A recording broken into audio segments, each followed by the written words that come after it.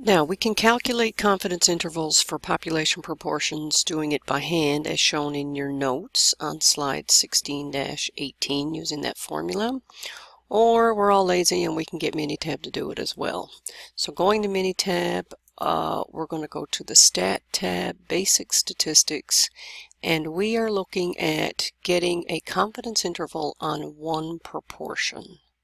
So we pick that, and it says right here, it will determine, whoops, come back here, come here, determine whether the proportion of event observed in a sample differs significantly from a specified value. Yes, it will do that, which we'll look at in subsequent notes.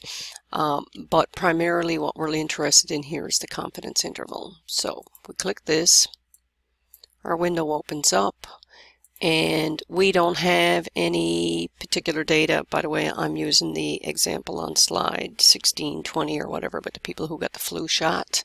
So I don't have raw data. I don't have any raw data per se. What I have is summarized data, so I click that.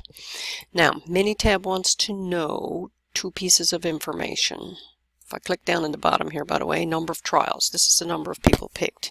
We had picked 800 students who had had a flu shot, and of those 800 students, 600 of them did not get the flu. And by the way, you'll know if you got this wrong because Minitab wants the smaller number over the bigger number. It's going to calculate the 600 over 800, which is going to be 0.75. If you were to put in the 800 here and the 600 here, it's going to give you an error message because your proportion should always be 1 or less. All right, we're ignoring this box that says perform hypothesis test. We will talk about that in another chapter.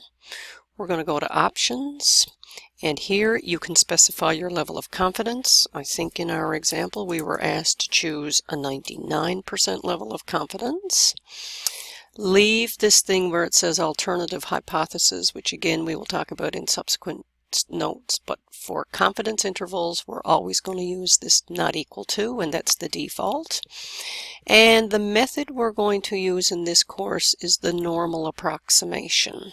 And if I were to work this out by hand or get Minitab to use the normal approximation, I should get the same answers. So I click OK to this and OK again, and here's my answer. So it tells me that I had 600 out of 800, in this case people who didn't get the flu, and my point estimate is my sample proportion, which is the 0.75, and it tells me I've used a 99% level of confidence, and this is the interval within which I should expect to find the proportion of all the student body who didn't get the flu, if indeed they had the flu shot. So what can I say? Somewhere between 71 and 79% of the entire student body should not get the flu, if indeed they had the flu shot. That would be my interpretation of that. How confident am I in these numbers?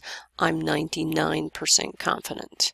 Now, because I'm 99% confident, there is still a 1% chance that this interval does not contain the true proportion of people who won't get the flu in the event that they did have the flu shot. End of story.